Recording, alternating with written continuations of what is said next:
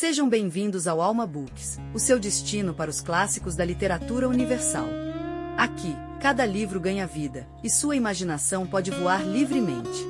Se você curtir a jornada, deixe seu like e inscreva-se para não perder nenhuma de nossas aventuras literárias. Aproveite! Platão. A República. Livro 5. Sócrates. Repito, pois, uma tal forma de governo boa e correta, tanto para a cidade como para o homem, e julgo as outras más e defeituosas, se aquela for correta, quer objetiva a administração das cidades, quer a organização do caráter no indivíduo. Estas formas de governo são representativas de 4 modalidades de vícios. Glauco, de quais? Eu ia apresentá-las pela ordem em que acredito que se formam umas das outras, quando Polemarco, que se encontrava sentado atrás de Adimanto, agarrou este último pelo ombro, puxou-o pela túnica e, inclinando-se, falou-lhe em voz baixa algumas palavras das quais só foi possível ouvir o seguinte: Polemarco, vamos permitir que ele prossiga? Adimanto, de jeito nenhum. Sócrates, a quem vós não quereis permitir que prossiga? Adimanto, só pode ser a ti. Sócrates, e por que motivo? Adimanto, porque está a nos parecer que tu perdes o ânimo, ocultando-nos uma parte importante do assunto, para não seres obrigado a estudá-la, e que imaginas poder escapar-nos dizendo levianamente que, a respeito das mulheres e das crianças, todos julgariam evidente que houvesse comunidade entre os amigos. Sócrates, por acaso eu não o disse, e com razão, Adimanto? Adimanto, sim, certamente. Mas essa razão, como todo o resto, necessita de explicações. Que caráter terá essa comunidade? Pois há muitas possíveis. É necessário esclarecer qual é aquela a que te queres referir. Faz muito tempo que aguardamos que nos fales acerca da procriação dos filhos, como se processará e como, após o nascimento, eles deverão ser educados, e que explique sobre a comunidade das mulheres e das crianças a que te referes. Porque estamos convencidos de que a resolução que será tomada a esse respeito acarretará importantes consequências. Agora, que passas a examinar outra forma de governo sem nos teres esclarecido satisfatoriamente sobre estas questões. Decidimos não te deixar prosseguir antes que tenhas explicado tudo isto da mesma forma que procedeste com os outros assuntos. Glauco, eu também estou de acordo com eles. Trasímaco, como vês, Sócrates, é uma decisão unânime. Sócrates, que discussão pretendeis levantar novamente a respeito do governo, como se ainda estivéssemos no início? Considerava-me satisfeito por havê-la terminado, feliz por vós estardes satisfeitos com o que eu disse há pouco. Ao levantardes essas questões, desconheceis que grande número de discussões incitais. Eu percebi isso e o evitei a instantes, temendo que fosse causar grandes embaraços. Trasímaco, creis, então, que estes jovens vieram aqui para derreter ouro e não para discutir assuntos relevantes? Sócrates, certamente que para discutirem assuntos relevantes, mas de duração limitada. Glauco, para homens sensatos, tais discussões podem durar a vida inteira. Mas não te preocupes conosco, nem te canses de responder às nossas indagações, da forma que mais te aprouver, e de nos dizer que gênero de comunidade será estabelecido entre os nossos guardiães no que concerne as crianças e as mulheres, e que educação será ministrada à infância durante o período que vai do nascimento à educação propriamente dita, tarefa esta que a mim parece a mais difícil de todas. Procura mostrar-nos como é necessário agir. Sócrates, eis aqui uma questão bastante difícil, meu bom Glauco, pois este assunto comporta muito mais inverossimilhanças do que aquelas de que já tratamos. O nosso projeto será por todos considerado irrealizável, e, mesmo supondo-se que venha a se realizar tão perfeitamente quanto possível, continuarão a duvidar da sua superioridade. Por isso hesitei em abordá-lo, meu caro amigo, temendo que o que eu dissesse pudesse parecer uma vã aspiração. Glauco, não hesites. Ouvir-te-ão pessoas que não são nem tolas, nem incrédulas e nem maldosas. Sócrates, o excelente amigo, falas assim para me tranquilizares? Glauco, certamente. Sócrates, pois tuas palavras me causam efeito diametralmente oposto. Se eu falasse com conhecimento de causa, o teu estímulo ser-me-ia útil. Com efeito, abordar assuntos de tão grande importância que nos preocupam, diante de pessoas sensatas e amigas, só pode ser feito com segurança e confiança quando se conhece a verdade. Mas falar quando não se possui tanta confiança, como acontece comigo neste instante, é assustador e perigoso. Não porque possa causar o riso em vós, este temor seria infantil, mas porque, se eu me afastar da verdade, arrastarei os amigos na queda, induzindo-vos a erro num caso da mais alta importância. Por isso, inclino-me diante de Adrastea, Glauco, devido ao que vou dizer. Em minha opinião, aquele que mata alguém acidentalmente comete um crime menor do que aquele que induz alguém a erro a respeito de belas, boas e justas leis. Além do mais, é preferível correr esse risco entre inimigos do que entre amigos. Glauco, se viermos a sofrer algum prejuízo por causa da discussão, Sócrates, serás por nós absolvido do crime e do engano de que formos vítimas. Por isso, arma-te de coragem e fala. Sócrates, não resta dúvida de que réu absolvido é inocente, nos termos da lei. E então natural que, se assim é em tal caso, também o seja neste. Glauco, exatamente por isso, fala. Sócrates, precisamos voltar atrás e dizer o que talvez eu devesse ter dito na ocasião apropriada. Contudo, talvez seja conveniente que, depois de havermos determinado com precisão o papel dos homens, determinemos agora o das mulheres, principalmente por ser isto que desejas. Para homens por natureza e educação tais como os que vemos, não existe, julgo eu, posse e uso legítimos dos filhos e das mulheres senão pelo caminho em que os orientamos no início. Pois, de certa maneira, procuramos fazer deles os guardiães de um rebanho. Glauco, concordo. Sócrates, prossigamos então com esta ideia. Concedamos-lhes, a respeito da procriação e da educação, regras específicas, e depois, vejamos se o resultado foi satisfatório ou não. Glauco, como? Sócrates, da seguinte maneira, somos da opinião de que as fêmeas dos cães devem cooperar com os machos na atividade da guarda, da caça e em todo o resto, ou que devem permanecer no canil, incapazes de realizar outra coisa porque dão à luz e alimentam os filhotes, enquanto os machos trabalham e assumem toda a responsabilidade do rebanho? Glauco, somos da opinião de que devem fazer tudo em comum, com a ressalva de que, para as tarefas que deles esperamos, consideremos as fêmeas mais fracas e os machos mais fortes. Sócrates, mas é possível exigir de um animal os mesmos trabalhos exigidos de outro, se ele não tiver sido alimentado e criado da mesma forma? Glauco, impossível, naturalmente. Sócrates, logo, se exigimos das mulheres os mesmos serviços que dos homens, precisamos fornecer-lhes o mesmo tipo de educação. Glauco, com certeza. Sócrates, nós ensinamos música e ginástica aos homens. Glauco, é verdade. Sócrates, consequentemente, deve-se ensinar estas duas artes às mulheres, e também o que concerne à guerra, e exigir-lhes os mesmos desempenhos. Glauco, isso é decorrência do que estás dizendo. Sócrates, é possível, porém, que, no que diz respeito ao uso transmitido, várias dessas coisas pareçam ridículas, se passarmos da palavra à ação. Glauco, certamente. Sócrates, e qual tu julgas mais ridícula? Com certeza é o fato de as mulheres se exercitarem nuas nos ginásios, junto com os homens, e não apenas as jovens, mas também as velhas, da mesma forma que esses velhos, enrugados e de aspecto pouco agradável, que continuam com seus exercícios de ginástica. Glauco, por Zeus, seria por demais ridículo, ao menos de acordo com os nossos costumes. Sócrates, no entanto, já que estamos discutindo isso, não devemos temer o riso dos gracejadores, que falam mal de tudo e todos, quando houver uma tal mudança no que concerne aos exercícios do corpo, à música e, principalmente, ao porte das armas e à equitação? Glauco, tens razão.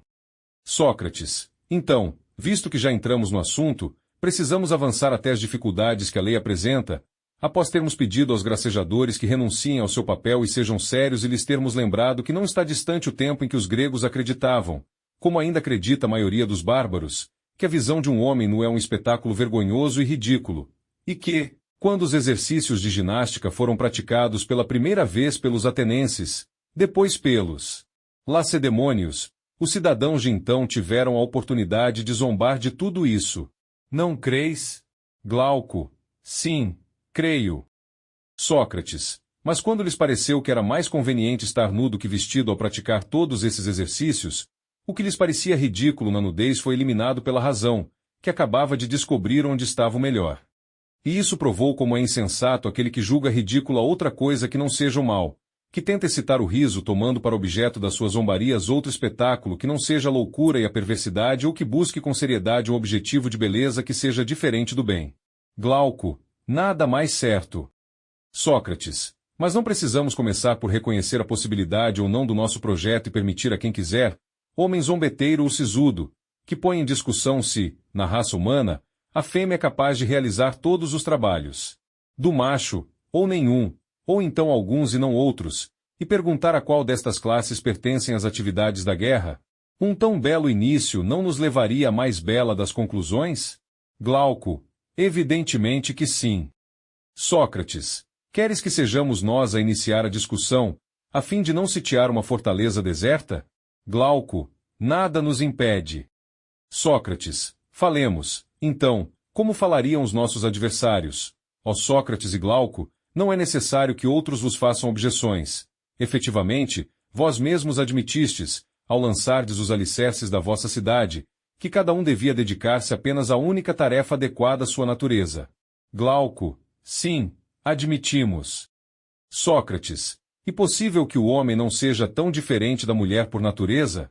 Glauco, como não poderia ser tão diferente? Sócrates, portanto, é conveniente estipular a cada um uma tarefa diferente, de acordo com a sua natureza. Glauco, com certeza.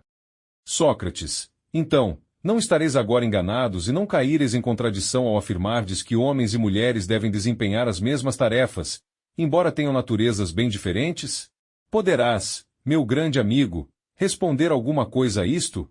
Glauco, assim de repente, não é fácil, mas terei de te pedir que esclareças também o significado, qualquer que seja, da nossa tese. Sócrates, essas dificuldades, Glauco, e muitas outras semelhantes, eu as previ há muito tempo. Era por isso que hesitava em abordar a lei a respeito da posse e da educação das mulheres e das crianças. Glauco, por Zeus, não é coisa fácil. Sócrates, claro que não. Mas, na verdade, um homem pode cair numa piscina ou no mar, embora nem por isso deixe de nadar. Glauco, sem dúvida. Sócrates, nós também devemos nadar e tentar sair incólumes da discussão, fortalecidos pela esperança de que talvez encontremos um golfinho para nos carregar ou algum outro meio de salvação. Glauco, assim parece. Sócrates, vejamos então se encontramos uma saída. Concordamos em que uma diferença de natureza acarreta uma diferença de funções, e, também, que a natureza da mulher difere da do homem. E, agora, pretendemos que naturezas diferentes devem desempenhar as mesmas funções. Não é disto que nos acusam? Glauco, sim, é. Sócrates, na verdade, Glauco, a arte da controvérsia tem um maravilhoso poder. Glauco, por quê? Sócrates, porque muitas pessoas se deixam levar por ela e julgam raciocinar quando questionam. Isto por serem incapazes de analisar o seu tema nos seus diferentes aspectos. Tiram-lhe contradições aparentes agarrando-se apenas às palavras e utilizam-se da contestação, e não da dialética. Glauco, de fato, é como agem muitas pessoas. Será o nosso caso na presente questão? Sócrates, exatamente, corremos o risco de, sem o querermos, termos sido levados pela argumentação. Glauco, como assim? Sócrates, insistimos em dizer que naturezas diferentes não devem ter os mesmos empregos, ao passo que de forma alguma analisamos de que espécie de natureza diferente de natureza própria se trata, nem sob que relação as diferenciávamos quando atribuímos às naturezas diferentes funções diferentes e às naturezas próprias funções idênticas. Glauco, realmente, não analisamos. Sócrates, portanto, podemos indagar se a natureza dos calvos e a dos cabeludos são idênticas, e depois de termos concluído que são opostas, proibir os cabeludos de exercerem o ofício de sapateiro, no caso de os calvos o exercerem, e, reciprocamente, aplicar a mesma proibição aos calvos, se forem os cabeludos a exercê-lo. Glauco, isso seria ridículo.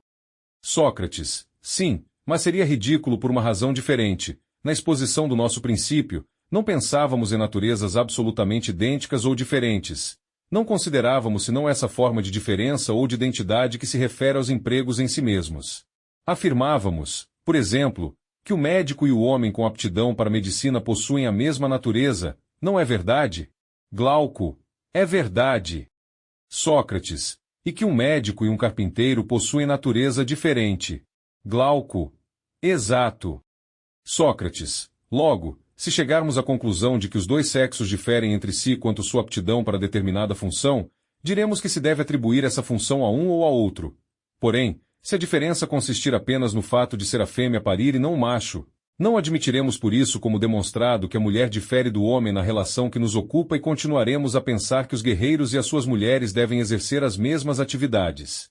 Glauco, e não estaremos equivocados. Sócrates, depois disso, pediremos ao nosso opositor que nos ensine qual é a atividade, relativamente ao serviço da cidade, para cujo exercício a natureza da mulher difere da do homem. Glauco, concordo com esse pedido. Sócrates, e possível que nos digam, como tu fizeste há pouco, que não é fácil responder imediatamente de modo satisfatório, mas que, depois de um exame, não é difícil. Glauco, sim, é possível. Sócrates, então, pretendes que peçamos ao nosso opositor que nos acompanhe, enquanto tentamos provar-lhe que não existe nenhum emprego exclusivo da mulher no que concerne à administração da cidade? Glauco, com certeza. Sócrates, então, perguntar-lhe-emos: quando declaras que um homem é habilitado para uma coisa e outro inabilitado, queres dizer que o primeiro aprende facilmente e o segundo com dificuldade? Que um, depois de um breve estudo, leva suas descobertas muito além do que aprendeu, enquanto o outro, com muito estudo e aplicação, nem ao menos salva o saber recebido? Que no primeiro, as disposições do corpo favorecem o espírito e no segundo prejudicam? Existem outros sinais além destes que te permitam distinguir o homem habilitado para seja o que for daquele que não o é? Glauco, ninguém afirmará que existem outros. Sócrates, tens conhecimento de alguma atividade humana em que os homens não sobrepujem as mulheres? Estenderemos o nosso discurso mencionando a tecelagem, a confeitaria e a cozinha, trabalhos que parecem apropriados às mulheres e em que a inferioridade dos homens é altamente ridícula? Glauco, está certo ao afirmares que em tudo os homens sobrepujam as mulheres. No entanto, muitas mulheres são superiores a muitos homens, em muitas atividades. Porém, em geral, é como dizes. Sócrates, consequentemente, meu amigo, não há nenhuma atividade que concerne a administração da cidade que seja própria da mulher enquanto mulher ou do homem enquanto homem. Ao contrário, as aptidões naturais estão igualmente distribuídas pelos dois sexos e é próprio da natureza que a mulher, assim como o homem, participe em todas as atividades, ainda que em todas seja mais fraca do que o homem. Glauco, perfeitamente. Sócrates, concederemos, então, todas as atividades aos homens e nenhuma às mulheres? Glauco, como fazer isso? Sócrates, mas existem mulheres que têm uma disposição inata para a medicina ou para a música e outras que não têm. Glauco, com certeza. Sócrates, e não existem as que possuem uma disposição inata para a ginástica e para a guerra e outras que não apreciam nem a guerra nem a ginástica? Glauco, creio que sim. Sócrates, muito bem. Não existem mulheres que amam e outras que odeiam a sabedoria? Não existem algumas que são ardorosas e outras sem ardor? Glauco, sim, existem. Sócrates, logo, existem mulheres que são aptas para a guerra e outras que não são. Ora, não escolhemos homens dessa natureza para tomá-los nossos guerreiros? Glauco, sim, escolhemos. Sócrates, portanto, a mulher e o homem possuem a mesma natureza no que concerne a sua aptidão para proteger a cidade, sem esquecer que a mulher é mais fraca e o homem mais forte. Glauco, assim parece. Sócrates, consequentemente, temos de escolher mulheres semelhantes aos nossos guerreiros, que viverão com eles e com eles protegerão a cidade, visto que são capazes disso e as suas naturezas são semelhantes. Glauco, não há dúvida. Sócrates, mas não se devem atribuir as mesmas atividades às mesmas naturezas? Glauco, sim. Sócrates, percebemos, então, que o caminho percorrido nos reconduz ao ponto de partida e concluímos que não é contrário à natureza sujeitar as mulheres dos nossos guerreiros à música e à ginástica. Glauco, perfeitamente. Sócrates, dessa maneira, a lei que estabelecemos não é nem impossível nem um desejo vão, visto que está de acordo com a natureza. Muito pelo contrário, são as normas atualmente estabelecidas que vão de encontro à natureza. Glauco, E o que parece? Sócrates. Mas não decidimos analisar se a nossa instituição era possível e desejável? Glauco. Sim, decidimos. Sócrates. Ora, concluímos que é possível. Glauco. Concluímos. Sócrates. Em seguida, precisamos nos convencer de que é desejável. Glauco. Evidentemente. Sócrates. A educação que formará as mulheres para o exercício da guerra não será diferente da que forma os homens, não é mesmo? Principalmente se seu objetivo for cultivar naturezas idênticas. Glauco. Não será diferente. Sócrates. Muito bem. Qual é a tua opinião sobre isto? Glauco. Sobre o quê? Sócrates. Admites que um homem pode ser melhor e outro pior ou considera-os todos iguais? Glauco. De forma alguma os considero iguais. Sócrates. E, na cidade que fundamos, quais são, na tua opinião, os melhores? Os guerreiros que receberam a educação por nós descrita ou os sapateiros que foram instruídos na arte do calçado? Glauco. A tua pergunta é ridícula. Sócrates. Mas os guerreiros não formam a elite dos cidadãos? Glauco. Formam. Sócrates. E as guerreiras não serão a elite das mulheres? Glauco. Sim, também. Sócrates. E existe para uma cidade coisa mais valiosa do que possuir os melhores homens e as melhores mulheres? Glauco. Não.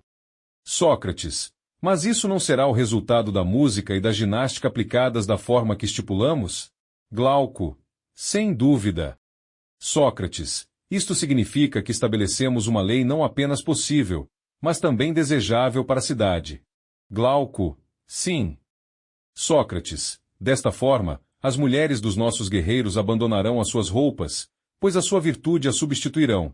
Participarão da guerra e de todas as atividades relacionadas com a defesa da cidade, sem se ocupar de outra coisa. No serviço, atribuir-lhes-emos apenas a parte mais leve, devido à fraqueza de seus músculos.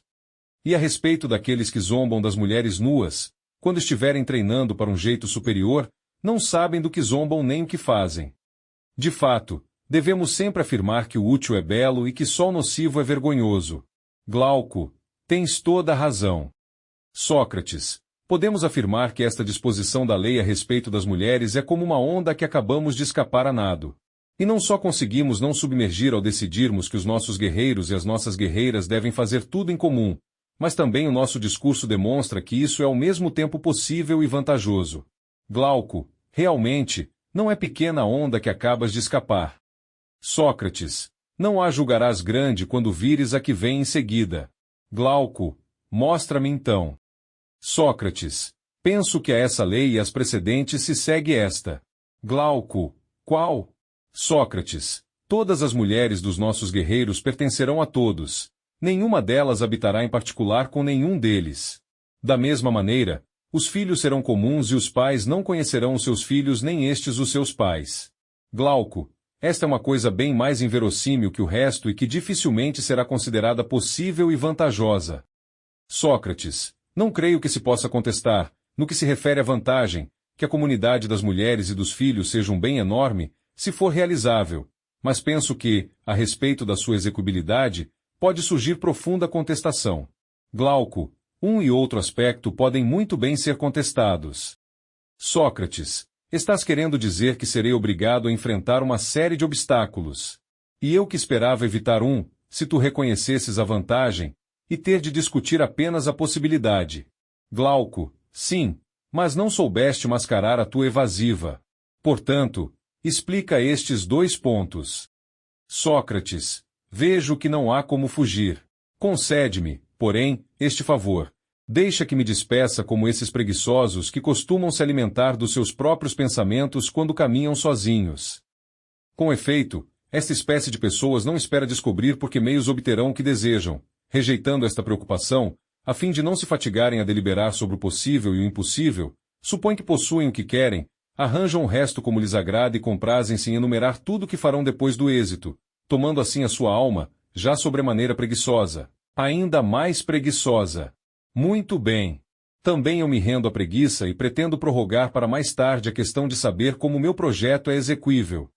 Para o momento, julgo exequível e vou analisar, se me permites, as atitudes que tomarão os magistrados quando ele for aplicado e provar que nada será mais vantajoso do que a sua aplicação para a cidade e para os guerreiros.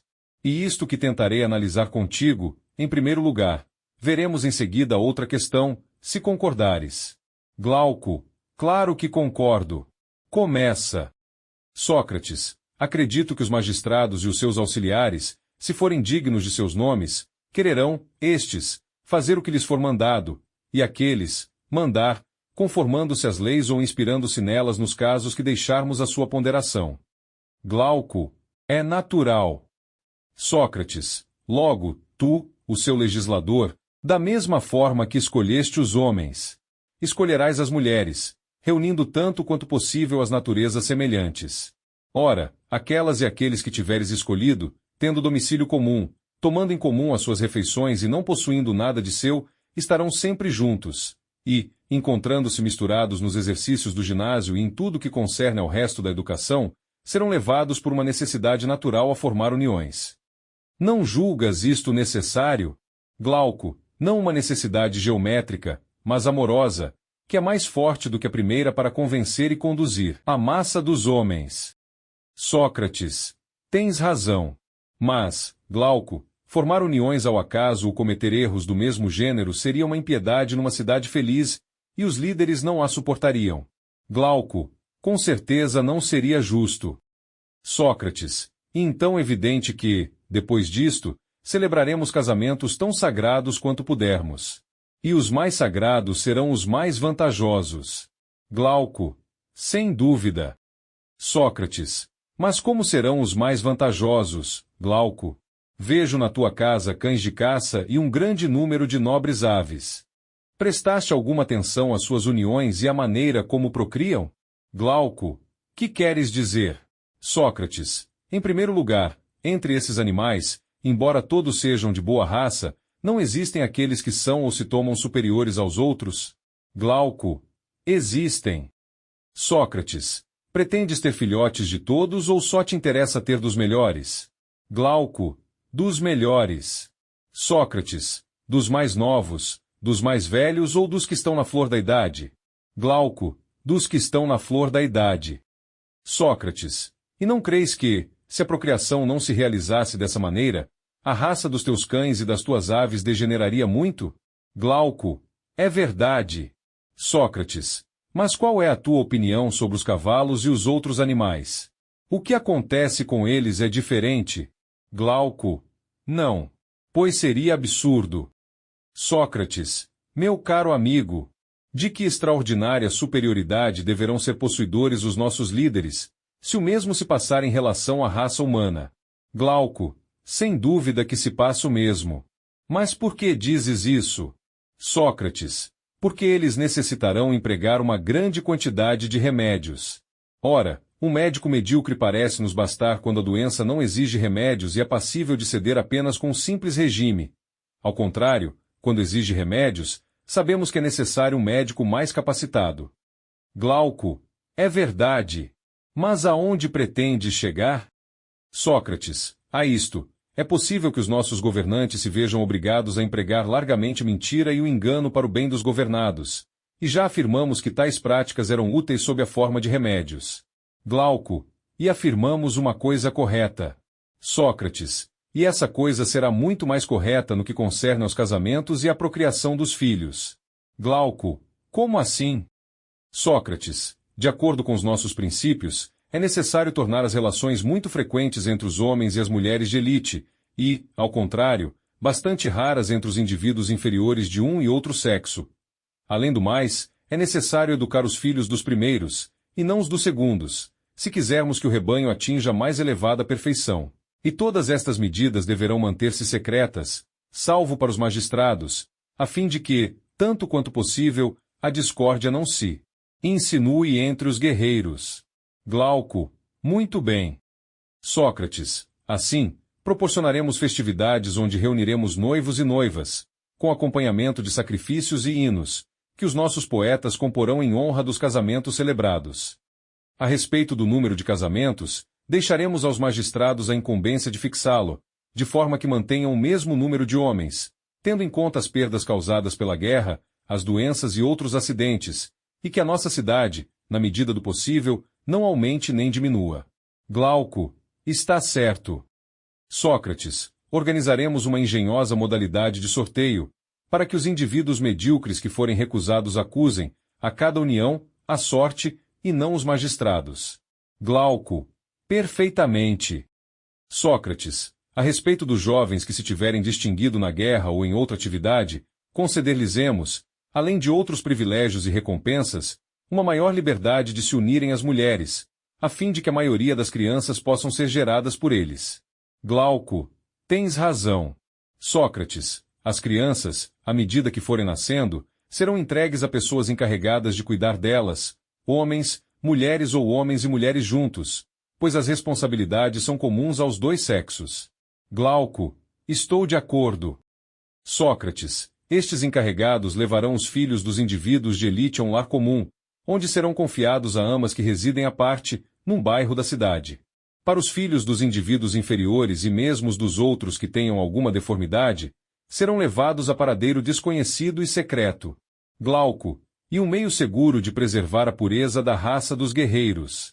Sócrates, cuidarão também da alimentação das crianças, levarão as mães ao lar comum, na época em que os seus seios estiverem repletos de leite, e utilizarão todos os meios possíveis para que nenhuma delas reconheça sua prole.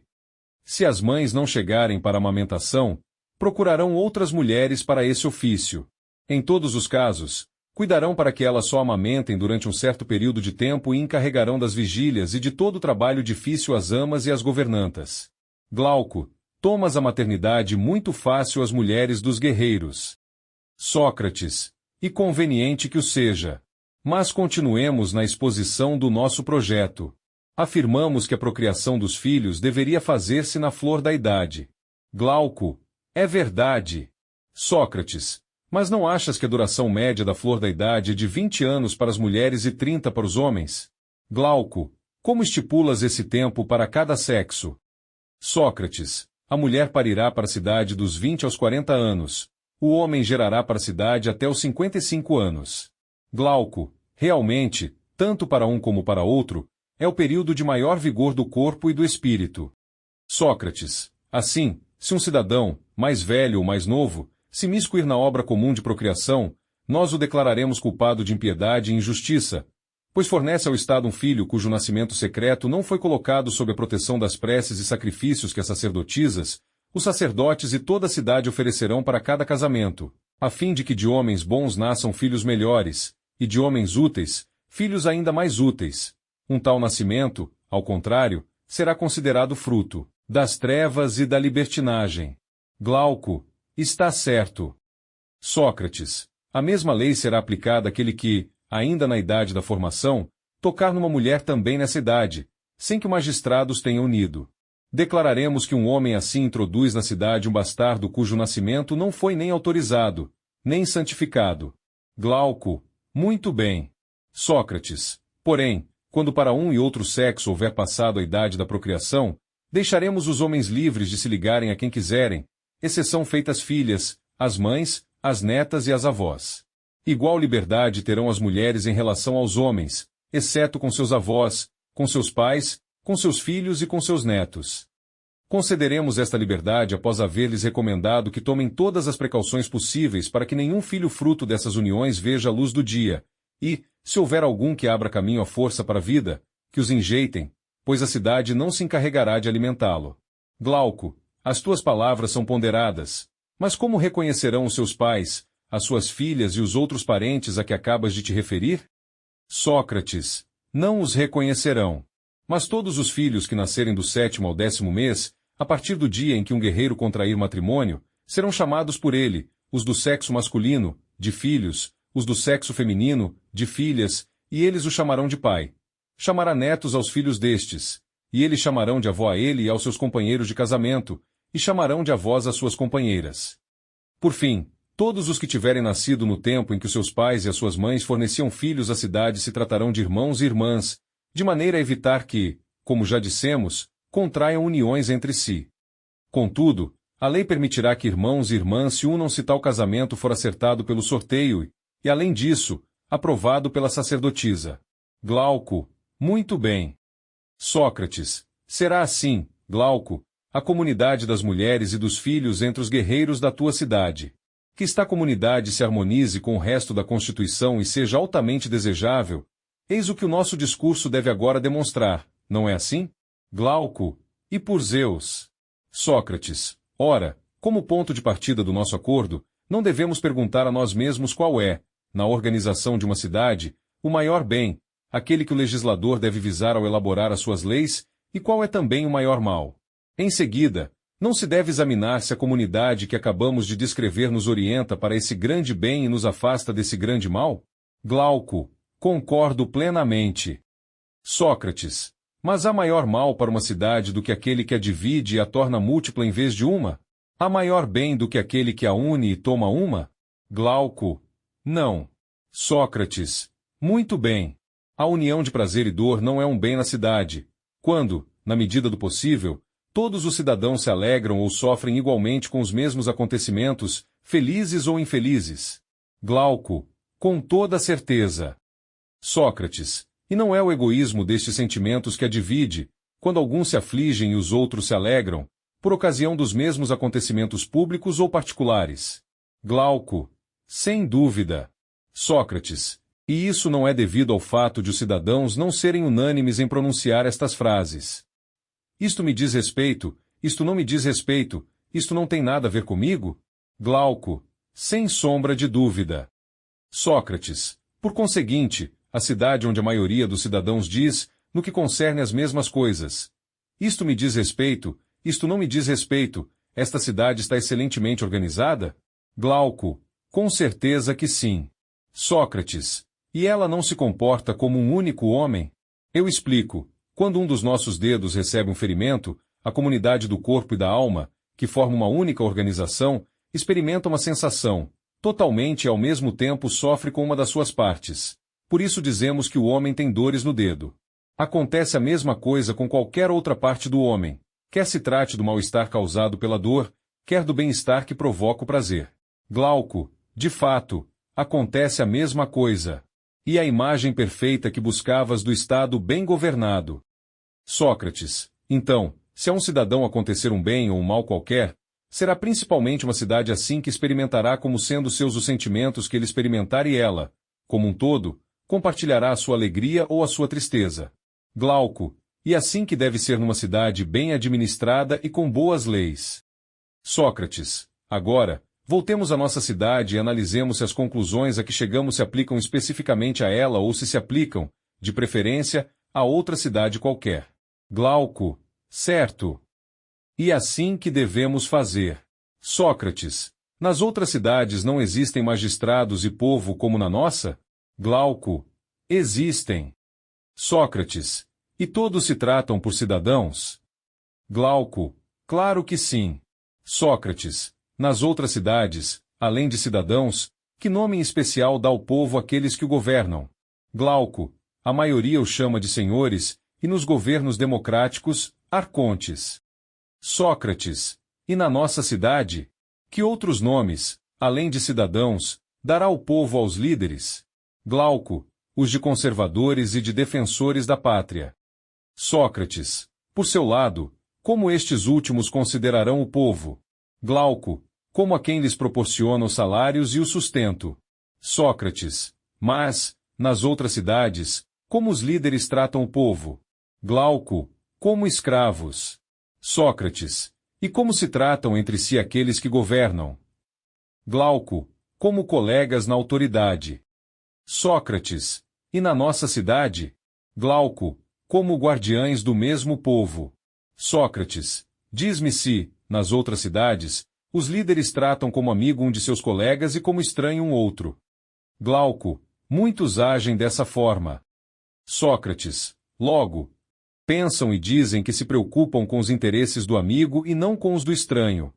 Glauco, é verdade. Sócrates, e entre os teus guerreiros? Existe algum que possa pensar ou dizer de um dos seus colegas que lhe é estranho?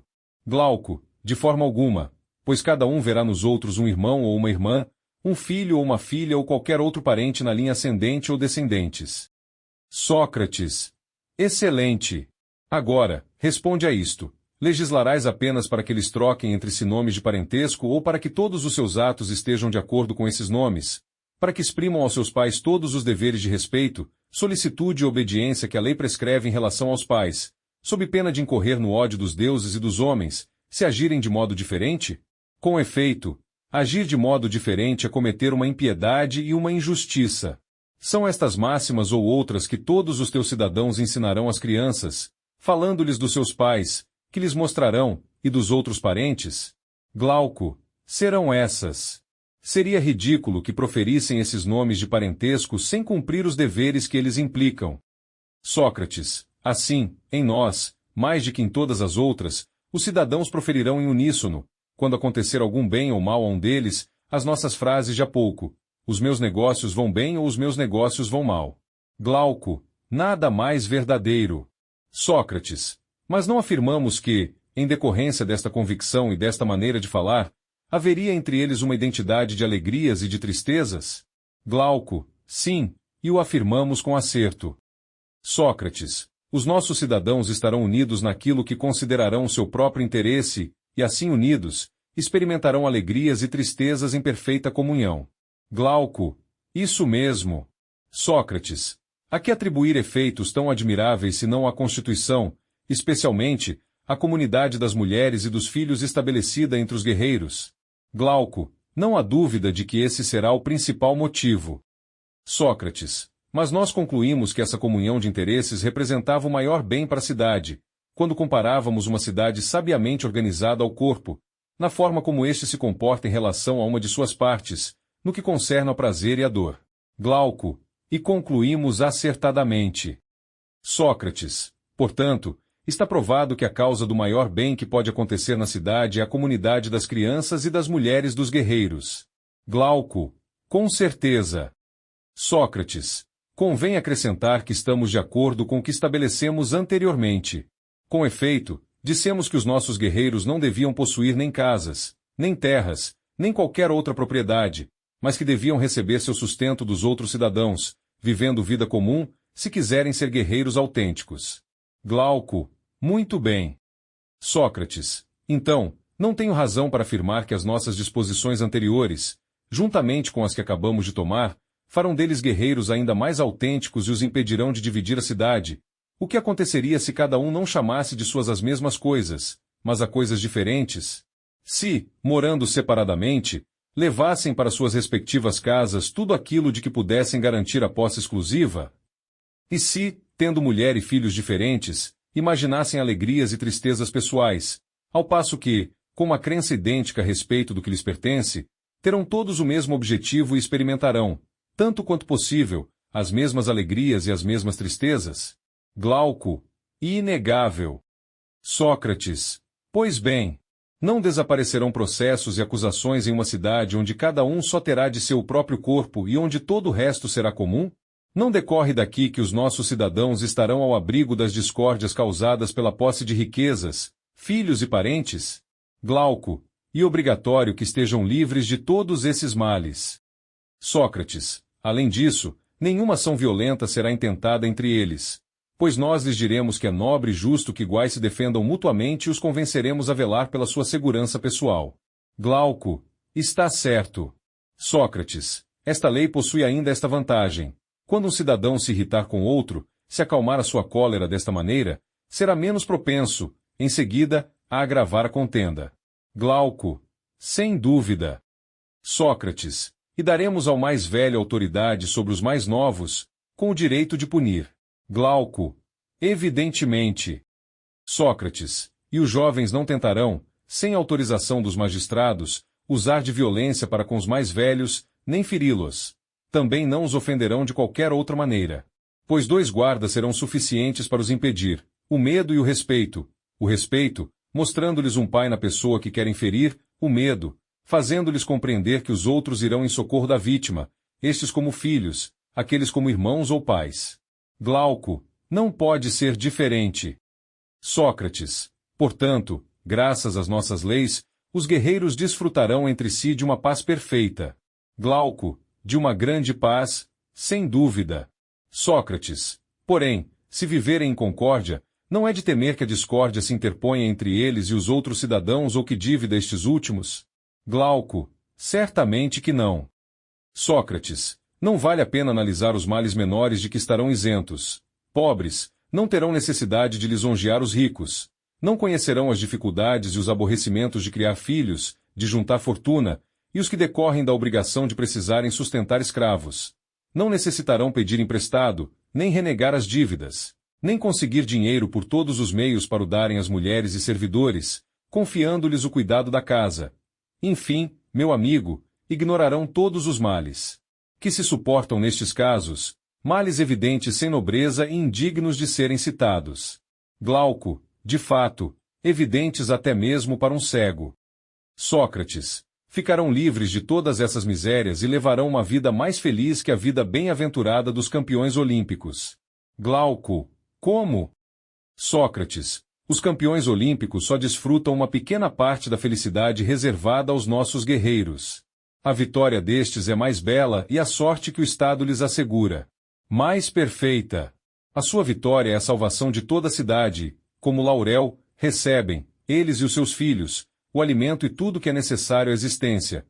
Enquanto viverem, a cidade confere-lhes privilégios e depois da morte terão uma sepultura digna deles. Glauco, são belíssimas recompensas. Sócrates, lembras-te de que alguém nos censurou há pouco por desprezarmos a felicidade dos nossos guerreiros, os quais, podendo possuir todos os bens dos outros cidadãos, não possuíam nada de seu? Respondemos, penso eu, que voltada a analisar essa censura, se surgisse a oportunidade, que de momento, pretendíamos formar guerreiros autênticos, tomar a cidade tão feliz quanto possível e não proporcionar a felicidade a apenas uma das classes que a compõem. Glauco, lembro-me disso.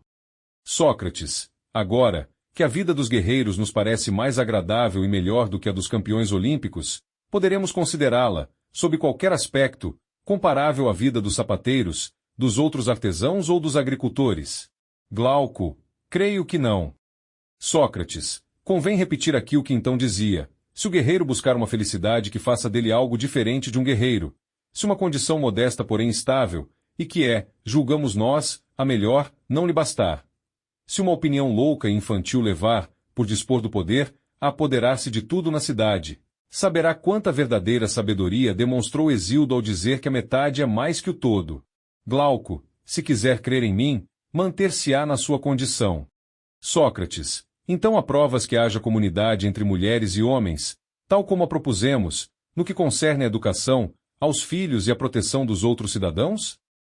Admites que as mulheres, quer fiquem na cidade, quer partam para a guerra, devem entrar de guarda com os homens, caçar com eles, como fazem as fêmeas dos cães, e unir-se tão completamente quanto possível a todos os seus trabalhos. Que assim agirão de acordo e não contrariamente à natureza das relações entre fêmea e macho, na medida em que são feitos para viverem em comum? Glauco, admito.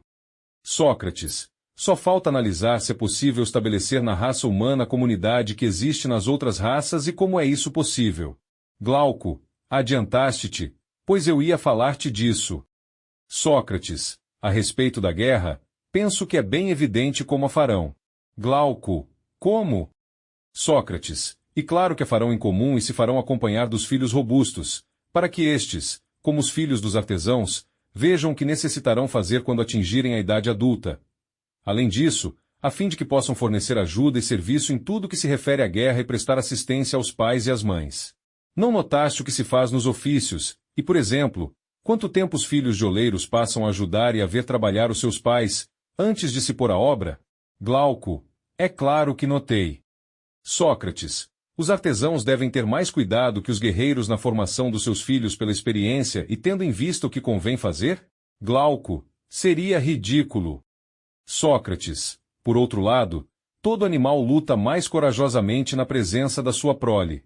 Glauco, sim, mas existe o risco, Sócrates, de que, sofrendo um desses reveses que são frequentes na guerra, pereçam eles e os seus filhos, e o resto da cidade não possa recuperar-se de semelhante perda. Sócrates, tens razão. Mas achas que o nosso primeiro dever seja jamais expô-los ao perigo?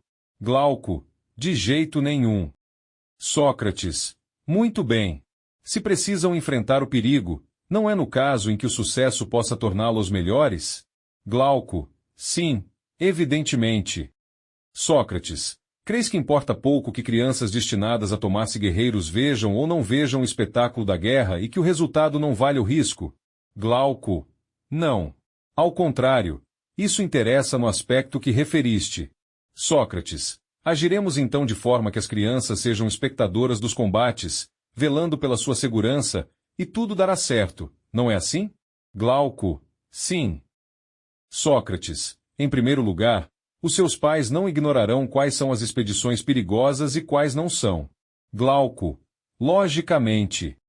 Sócrates: por conseguinte, farão com que os filhos participem das primeiras, mas evitarão que participem das segundas. Glauco: correto. Sócrates: e não lhes darão por líderes os cidadãos mais medíocres, mas aqueles que a experiência e a idade tomam capazes de orientar e governar crianças. Glauco: sim, é o que convém. Sócrates: contudo, muitas vezes acontecem acidentes imprevistos. Glauco: certo.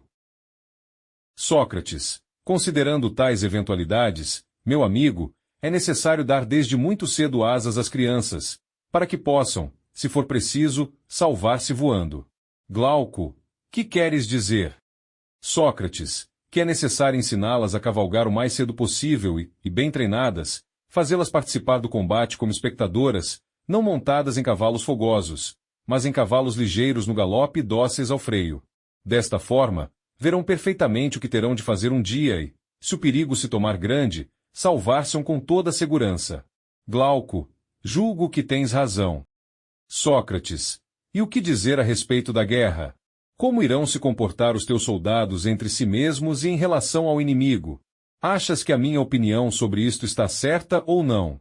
Glauco: explica-te. Sócrates: o soldado que abandonar o seu posto, depuser as armas ou cometer qualquer ação semelhante por covardia não deve ser relegado para a classe dos artesãos ou dos lavradores. Glauco: evidentemente. Sócrates: e aquele que for aprisionado pelo inimigo não o deixaremos como presente aos que o tiverem aprisionado, para que façam da sua presa o que quiserem? Glauco: assim será. Sócrates: e aquele que se distinguir pela sua excelente conduta, não convém que no campo de batalha os jovens e as crianças que acompanharam a experiência o coroem, cada um por sua vez? Não tens esta opinião? Glauco: sim, tenho. Sócrates: e que lhe apertem a mão. Glauco: também sou dessa opinião. Sócrates: mas creio que isto tu não aprovarás. Glauco: o quê? Sócrates: que cada um deles o beije e seja por ele beijado. Glauco: aprovo isso mais do que qualquer outra coisa. E acrescento ainda que, enquanto durar a expedição, não será permitido a nenhum daqueles que ele quiser beijar recusar-se, a fim de que o guerreiro que ama alguém, homem ou mulher, lute mais ardentemente por alcançar o prêmio da sua coragem. Sócrates: concordo. Aliás, já dissemos que reservaríamos aos cidadãos de elite uniões mais numerosas que aos outros e que, a respeito dos casamentos, a escolha cairia mais frequentemente sobre eles do que sobre os outros, a fim de que a sua raça se multiplique tanto quanto possível. Glauco: com efeito, dissemos. Sócrates: de acordo com Homero, também é justo honrar jovens que se destacam por favores desta natureza. Com efeito, Homero relata que, tendo-se Ajax distinguido num combate, o honraram servindo-lhe o lombo inteiro de um boi, querendo dizer com isto que tal recompensa convinha perfeitamente a um guerreiro jovem e valoroso, sendo, ao mesmo tempo, para ele uma distinção e uma maneira de aumentar as suas forças. Glauco: muito bem. Sócrates: neste ponto, então, seguiremos a autoridade de Homero. Nos sacrifícios e em todas as solenidades semelhantes, honraremos os bravos, conforme o seu mérito, não só por meio de hinos e das distinções de que acabamos de citar, mas também com lugares de honra à mesa, carnes e taças cheias. Glauco: estou de pleno acordo. Sócrates: a respeito dos guerreiros mortos em combate, não diremos daquele que tiver tido um fim glorioso que pertence à raça de ouro? Glauco: com toda certeza que diremos. Sócrates: não creremos também, como disse Hesíodo, que, depois da morte, os homens desta raça se tornam gênios puros e bons, que habitam sobre a terra, que preservam do mal e ajudam os mortais? Glauco: sim, creremos. Sócrates: Consultaremos o Deus a respeito da sepultura que se deve dar a esses homens maravilhosos e divinos e das honrarias que lhes são devidas, e depois realizaremos as exéquias da maneira que nos for indicado. Glauco, com certeza. Sócrates, e os seus túmulos serão objeto do nosso culto e da nossa veneração. Prestaremos as mesmas honras aos que morreram de velhice, ou de qualquer outra forma, em quem tivermos reconhecido, durante a vida, um mérito extraordinário. Glauco, muito justo. Sócrates, e de que maneira se comportarão os nossos soldados em relação ao inimigo? Glauco, em que sentido? Sócrates, em primeiro lugar, no que concerne à escravatura. Julgas justo que cidades gregas escravizem gregos ou devem proibi-lo às outras, dentro do possível, e que os gregos se acostumem a poupar a raça grega, com medo de cair na servidão dos bárbaros? Glauco, o importante é que os gregos se sirvam disso com ponderação. Sócrates, e importante, então, que não possuam escravos gregos e aconselhem os outros gregos a seguir o seu exemplo. Glauco, perfeitamente. Assim, dirigirão melhor as suas forças contra os bárbaros e evitarão de as dirigir contra si próprios. Sócrates, quer dizer que tirar dos mortos outros despojos além das amas, depois da vitória, será comportar-se com moderação? Isso não proporciona aos covardes o pretexto, a fim de não participarem dos combates mais acirrados, de realizarem uma tarefa necessária ficando debruçados sobre os cadáveres? A prática de rapinas deste tipo já não causou a ruína de muitos exércitos? Glauco, é verdade. Sócrates, não há baixeza e cobiça em despojar um cadáver? Não é indício de um espírito covarde e mesquinho tratar como inimigo o corpo de um inimigo, quando este está morto e desapareceu, deixando somente o instrumento de que se servia para combater? Julgas que o comportamento dos que agem assim difere do das cadelas, que mordem a pedra que lhes atiram e não fazem nenhum mal a quem a atirou? Glauco, não difere em nada. Sócrates, portanto, é necessário deixar de despojar os cadáveres e evitar que o inimigo os leve. Glauco, sim, por Zeus, é necessário. Sócrates, também não levaremos aos templos, para que sejam consagradas aos deuses, as armas dos vencidos, principalmente as dos gregos, por pouco ciosos que sejamos da condescendência dos nossos compatriotas. Antes recearemos macular os templos levando para aí os despojos dos nossos parentes, a não ser que o Deus o exija. Glauco, muito bem. Sócrates, analisemos agora a destruição do território grego e o incêndio das moradias. Como se comportarão os teus soldados em relação ao inimigo?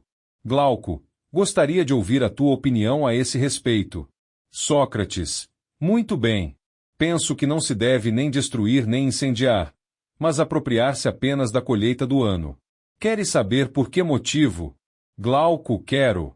Sócrates, guerra e discórdia são dois nomes diferentes, designam duas coisas realmente diferentes e aplicam-se às divisões que se verificam em dois objetos. Eu afirmo que o primeiro desses objetos é o que pertence à família ou está ligado a ela e o segundo, o que pertence a outrem ou é estranho à família. Assim, o nome de discórdia aplica-se à inimizade entre parentes e o de guerra, à inimizade entre estranhos.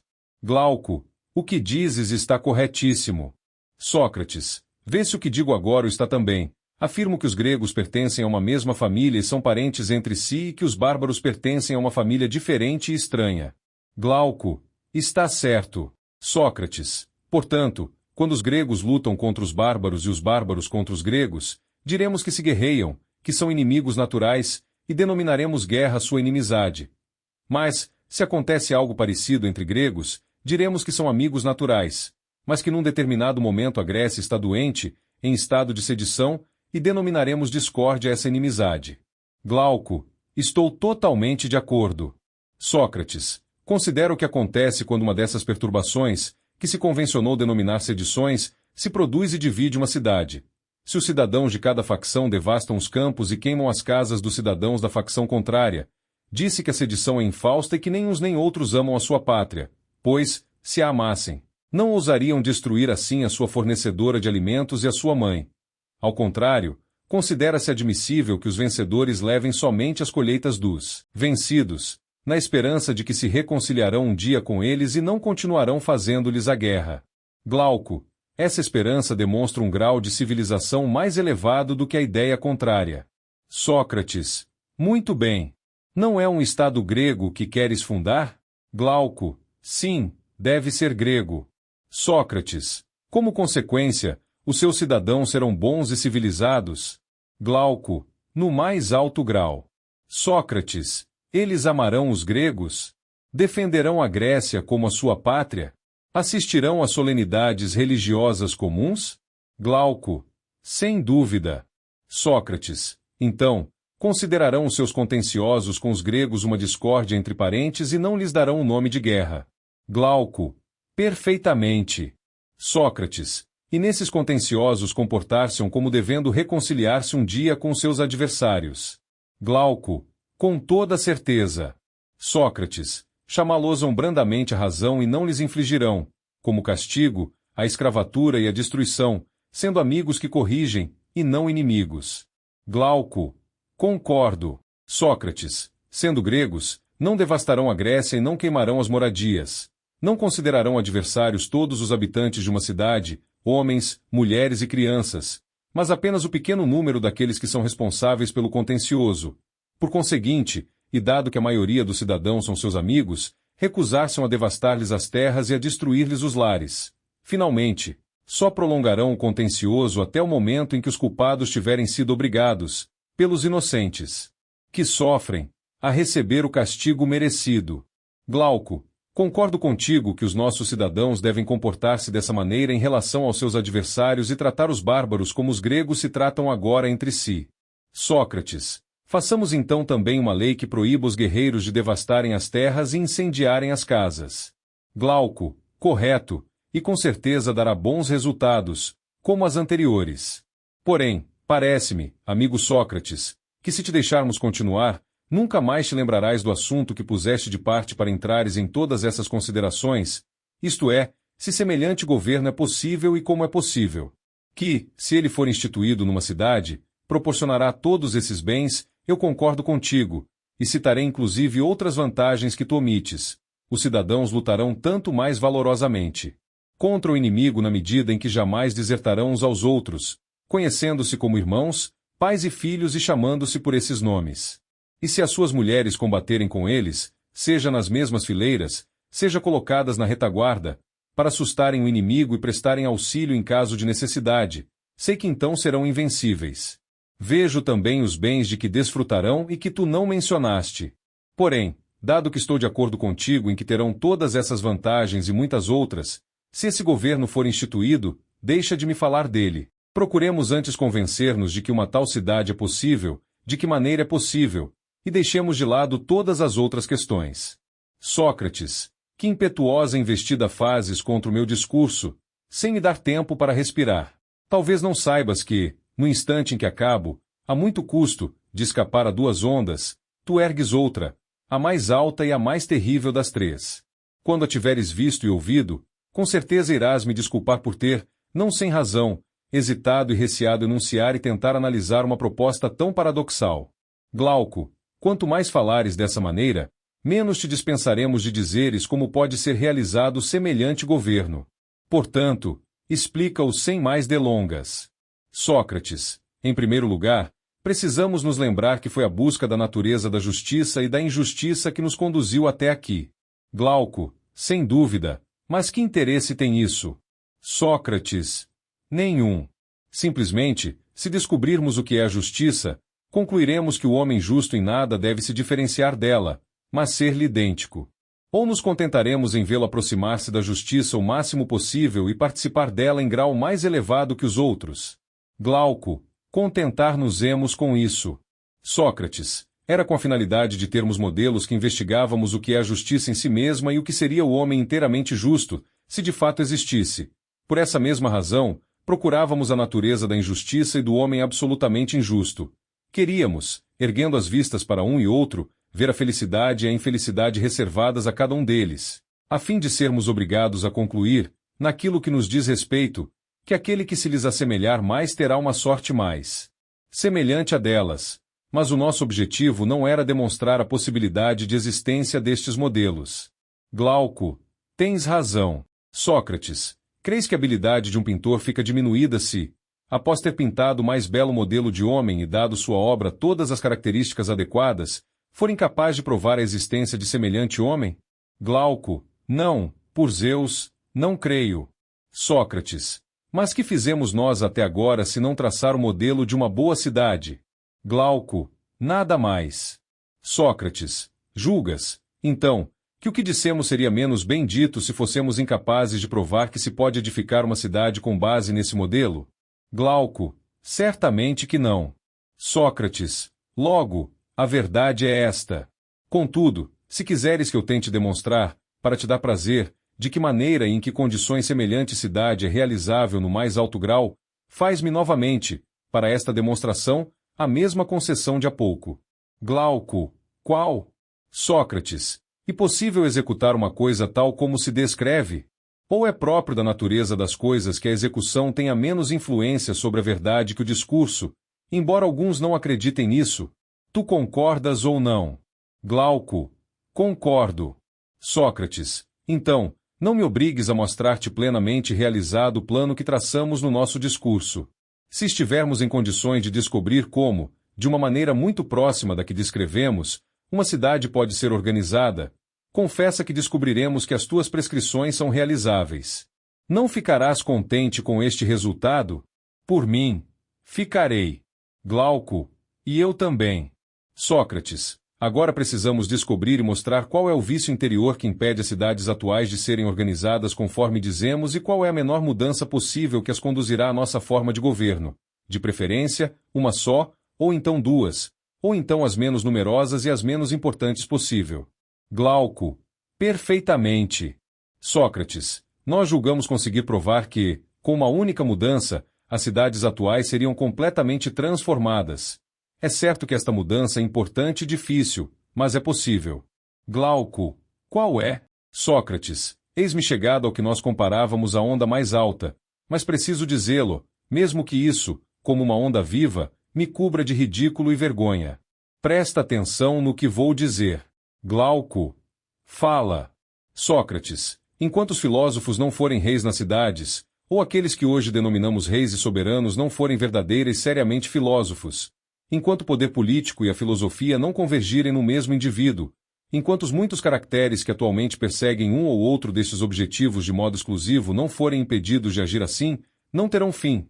Meu caro Glauco, os males das cidades, nem, conforme julgo, os do gênero humano, e jamais a cidade que nós descrevemos será edificada. Eis o que eu hesitava muito em dizer, prevendo quanto estas palavras chocariam um senso comum. De fato, é difícil conceber que não haja felicidade possível de outra maneira, para o Estado e para os cidadãos. Glauco, depois de semelhante discurso, deves esperar, Sócrates, ver muitas pessoas tirar, por assim dizer, as roupas, e nuas, apanhar a primeira arma que estiver à mão, investir contra-te com todas as suas forças. Se não repelires essas pessoas com as armas da razão e não conseguires fugir-lhes, saberás à tua custa o que significa zombar. Sócrates: não és tu a causa disso? Glauco: tive motivo para agir como fiz. No entanto, não irei trair-te, mas ajudar-te-ei o mais que puder. Posso mostrar-me conciliador e encorajar-te. Talvez até responda com mais acerto do que qualquer outro às tuas perguntas. Certo de tal ajuda, tenta demonstrar aos incrédulos que as coisas são como dizes. Sócrates: tentarei, dado que me ofereces tão vigorosa aliança. Por isso, tomasse necessário, se quisermos escapar a esses assaltantes, distinguir quais são os filósofos aos quais nos referimos quando ousamos dizer que é necessário confiar-lhes o governo, para que, feita esta distinção, estejam preparados para defender-nos, mostrando que a uns convém por natureza consagrar-se à filosofia e governar na cidade e aos outros não se consagrarem à filosofia e obedecerem ao líder. Glauco: está na hora de fazer essa distinção. Sócrates: então, segue-me e vejamos se, de uma ou outra maneira, podemos explicar-nos a este respeito. Glauco: vai adiante. Sócrates: muito bem. Lembras-te que, quando se afirma que alguém ama uma coisa, se fala com rigor, não se entende por isso que esse alguém ama uma parte dessa coisa e não outra, mas sim a totalidade? Glauco: não me lembro muito bem disso. Sócrates: a outro, meu caro Glauco, poderia-se perdoar se falasse assim. Mas tu, entendido como és em matéria de amor, não deves esquecer que todos os que estão na flor da idade impressionam e estimulam com sua presença um coração apaixonado e sensível, que os julga todos dignos de seu afeto e da sua ternura. Não é assim que vós fazeis em relação aos moços formosos? Considerais belo o nariz achatado de um deles, julgais real o nariz aquilino de outro e o nariz médio de um terceiro, perfeitamente proporcionado. Para vós, aqueles que possuem a pele morena têm um ar viril e os que a possuem branca são filhos dos deuses. E a expressão cor de mel, achas que foi criada por alguém que não fosse um amante que lisonjeava assim a palidez com uma palavra terna, não lhe discernindo nada de desagradável no insto da juventude? Resumindo, empregais todos os pretextos, empregais todas as expressões para não repelir nenhum daqueles que resplandecem na sua juventude. Glauco, se queres dizer, tomando-me como exemplo, que os apaixonados agem assim, concordo, no interesse da discussão.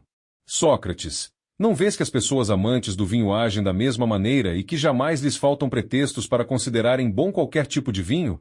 Glauco, sim, vejo-o perfeitamente.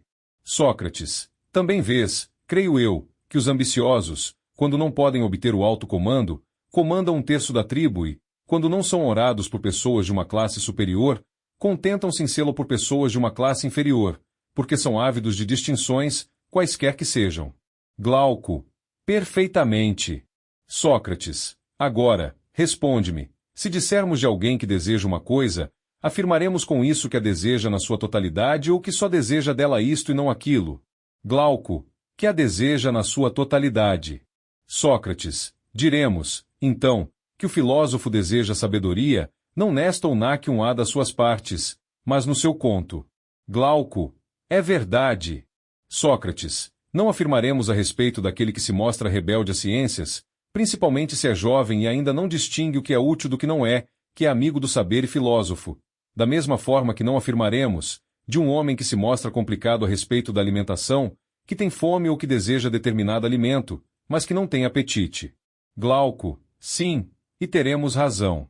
Sócrates, mas aquele que deseja saborear toda a ciência, que se entrega alegremente ao estudo e nele se revela insaciável, a esse chamaremos, com razão, de filósofo, não é assim? Glauco, nesse caso, terás muitos estranhos filósofos, pois julgo sê-los todos os que apreciam os espetáculos, por causa do prazer que sentem em aprender. Mas os mais bizarros a catalogar nessa classe são as pessoas ávidas em ouvir que, com certeza, não assistiriam a uma discussão como a nossa, mas que, como se tivessem alugado os ouvidos para escutarem todos os coros, correm às festas dionisíacas, não faltam nem as das cidades nem as dos campos. Denominaremos filósofos todos esses homens, tanto aos que demonstram entusiasmo em aprender semelhantes coisas, como os que estudam as artes inferiores? Sócrates, logicamente que não. Essas pessoas apenas aparentam ser filósofos. Glauco, quais são, então, na tua opinião, os verdadeiros filósofos? Sócrates, os que amam o espetáculo da verdade. Glauco, talvez tenhas razão. Mas que entendes por isso? Sócrates, não seria fácil de explicar a outra pessoa, mas creio que concordarás comigo nisto. Glauco, em que? Sócrates, visto que o belo é o contrário do feio, trata-se de duas coisas distintas. Glauco, claro. Sócrates, e, visto que são duas coisas distintas, cada uma delas é uma? Glauco, sim, é Sócrates. Acontece a mesma coisa com o justo e o injusto, o bom e o mal e todas as outras formas. Cada uma delas, tomada em si mesma, é uma. Porém, dado que entram em comunidade com ações, corpos e entre si mesmas, revestem 1000 formas que parecem multiplicá-las. Glauco, tens razão. Sócrates, e neste sentido que eu diferencio, de um lado, os que amam os espetáculos, as artes e são homens práticos, e, de outro, aqueles a quem nos referimos no nosso discurso, os únicos a quem com razão podemos denominar filósofo. Glauco, em que sentido? Sócrates, os primeiros, cuja curiosidade situa-se toda nos olhos e nos ouvidos, amam as belas vozes, as cores e as figuras bonitas e todas as obras em que entra alguma coisa de semelhante, mas a sua inteligência é incapaz de enxergar e apreciar a natureza do próprio belo. Glauco, e assim mesmo. Sócrates, mas não são raros aqueles que são capazes de se elevar até a essência do próprio belo? Glauco, bastante raros. Sócrates, aquele que conhece as coisas belas, mas não conhece a beleza em sua essência e não é capaz de seguir aos que poderiam levá-lo a esse conhecimento, parece-te que vive sonhando ou acordado? Vê bem, sonhar não é, quer se esteja dormindo, quer acordado, tomar a aparência de uma coisa pela própria coisa? Glauco, sem dúvida que sonhar é isso.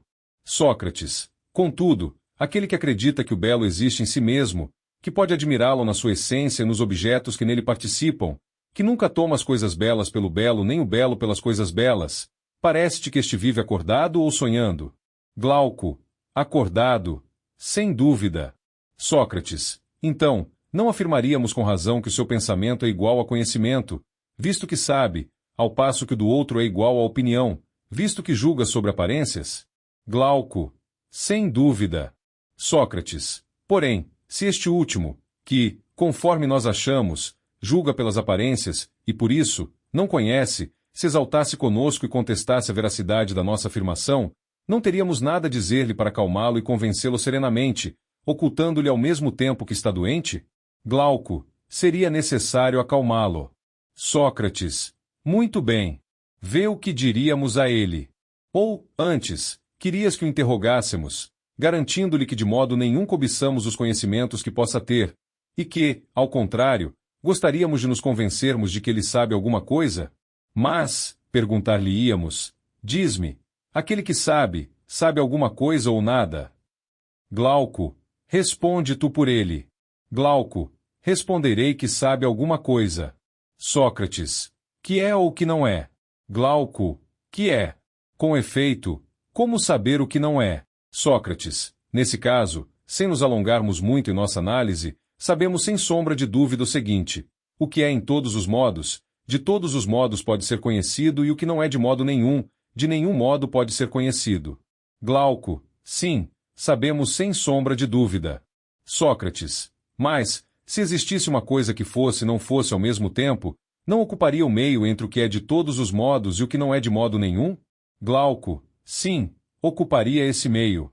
Sócrates, logo, se o conhecimento incide sobre o ser e, necessariamente, a ignorância sobre o não ser, faz-se necessário descobrir, para o que ocupa o meio entre o ser e o não ser, um intermediário entre a ciência e a ignorância, supondo-se que exista algo do gênero.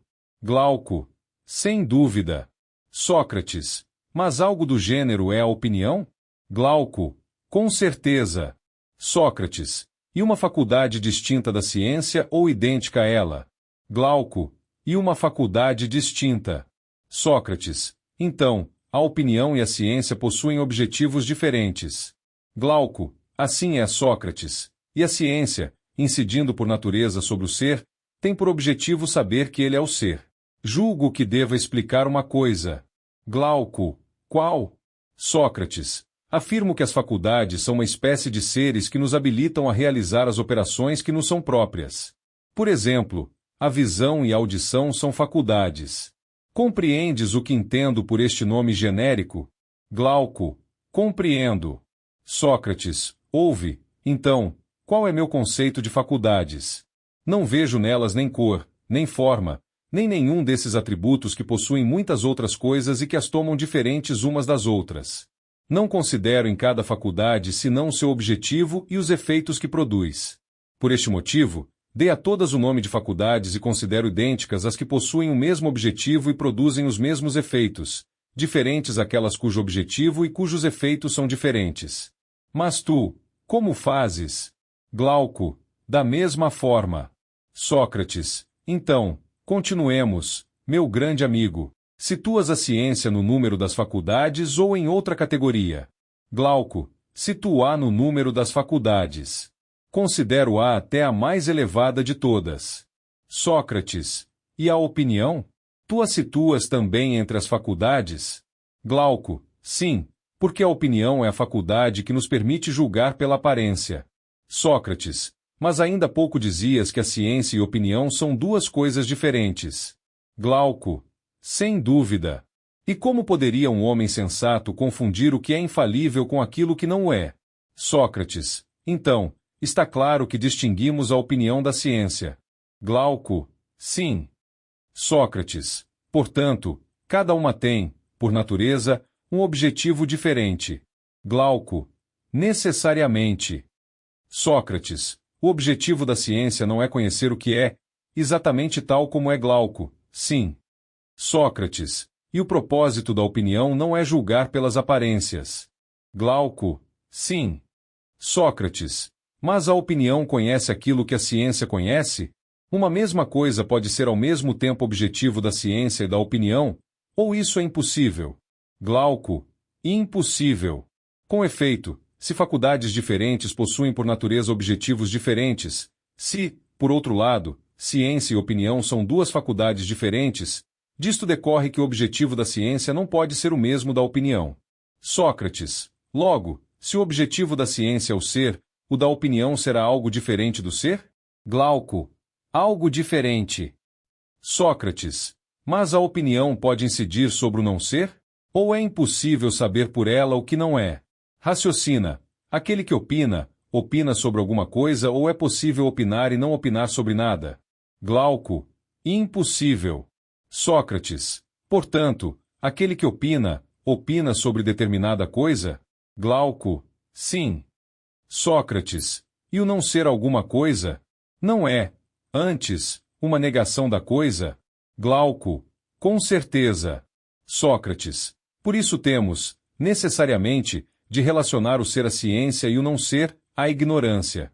Glauco, e com razão. Sócrates, em vista disso, o objetivo da opinião não é nem o ser nem o não ser. Glauco, correto. Sócrates, consequentemente, a opinião não é nem ciência nem ignorância.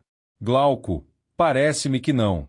Sócrates, logo, está para além de uma e de outra, ultrapassando a ciência em clareza e a ignorância em obscuridade? Glauco, não. Sócrates, então, julgas a opinião menos clara que a ciência e menos obscura que a ignorância? Glauco, com certeza. Sócrates, tu a colocas entre uma e outra? Glauco, sim, coloco. Sócrates, logo, a opinião é algo intermediário entre a ciência e a ignorância? Glauco, exatamente. Sócrates, mas nós não afirmamos anteriormente que, se descobríssemos uma coisa que fosse e não fosse ao mesmo tempo, essa coisa ocuparia o meio entre o ser absoluto e o nada absoluto e não seria objetivo nem da ciência nem da ignorância, mas do que pareceria intermediário entre uma e outra? Glauco, afirmamos com razão. Sócrates, parece-me agora que é esse intermédio que estamos denominando opinião. Glauco, assim parece. Sócrates, penso que devemos descobrir que coisa é essa que participa ao mesmo tempo do ser e do não ser e que não é exatamente nem um nem outro. Se a descobrirmos, nós a chamaremos de objetivo da opinião, consignando os extremos aos extremos e os intermediários aos intermediários. Não é assim? Glauco, sem dúvida. Sócrates, então, que me responda esse bom homem que não crê na beleza em si mesma, na ideia do belo eternamente mutável, mas reconhece apenas a multidão das coisas belas, esse apreciador de espetáculos que não suporta que se afirme que o belo é uno, assim como o justo e as outras realidades semelhantes. Entre esse grande número de coisas belas, excelente homem, dir-lhe-emos, há uma que possa parecer feia? Ou, entre as justas, injusta? Ou, entre as sagradas, profana? Glauco, sim, dirá ele, pois é obrigatório que as mesmas coisas, observadas de pontos de vista diferentes, pareçam belas e feias, justas e injustas, e assim por diante. Sócrates, e as quantidades duplas podem parecer não ser metades de outras? Glauco, de forma alguma. Sócrates, afirmo mesmo a respeito das coisas que se dizem grandes ou pequenas, pesadas ou leves. Cada uma destas qualificações convém-lhes mais que a qualificação oposta? Glauco, não, participam sempre de uma e de outra. Sócrates, por acaso, essas muitas coisas são mais do que se diz que são? Glauco, isto parece com essas adivinhações que se fazem nos banquetes e com o enigma das crianças a respeito do eunuco que ataca o morcego, onde se diz, de forma obscura, com que o atacou e onde estava pendurado.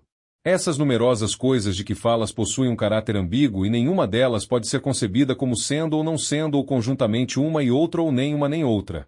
Sócrates, que fazer, então, e onde situá-las melhor do que entre o ser e o não ser? Não parecerão mais obscuras que o não ser sob o aspecto do mínimo de existência, nem mais claras que o ser sob o do máximo de existência? Glauco, por certo que não. Sócrates, parece, pois, havermos descoberto que as múltiplas fórmulas da multidão respeitantes ao belo e às outras coisas semelhantes giram, por assim dizer, entre o nada e a existência absoluta. Glauco: é verdade. Sócrates: mas estabelecemos previamente que, se descobríssemos tal coisa, seria preciso dizer que ela é objetivo da opinião, e não objetivo do conhecimento, e que está situada num espaço intermediário que é apreendido por uma faculdade intermediária. Glauco: sim, estabelecemos. Sócrates: afirmaremos, pois, que as pessoas que enxergam muitas coisas belas, mas não apreendem o próprio belo e não podem seguir aquele que gostaria de guiá-las nessa contemplação, que enxergam muitas coisas justas sem verem a própria justiça, e assim por diante, essas pessoas, diremos nós, opinam sobre tudo, mas não sabem nada a respeito das coisas sobre as quais opinam. Glauco: necessariamente. Sócrates: mas que diremos daquelas pessoas que enxergam as coisas em si mesmas, na sua essência imutável, que elas possuem conhecimentos, e não opiniões, não é verdade? Glauco: necessariamente, também. Sócrates: não diremos, da mesma forma, que amam as coisas que são objeto da ciência, ao passo que os outros sentem isso apenas por aquelas que são objeto da opinião? Não te recordas do que dizíamos a respeito destes últimos que amam e admiram as belas vozes, as cores belas e as outras coisas semelhantes, mas não admitem que o belo em si mesmo seja uma realidade? Glauco: recordo-me. Sócrates: seremos injustos com eles se os denominarmos amantes da opinião em vez de amantes da filosofia? Ficarão muito irritados conosco se os tratarmos assim? Glauco: não, se acreditarem em mim, pois não é lícito irritar-se com a verdade. Sócrates: então, denominaremos filósofos apenas aqueles que em tudo se prendem à realidade? Glauco: sem sombra de dúvida. Fim do livro 5. Esperamos que tenha curtido cada minutinho. Inscreva-se para não perder nenhuma novidade.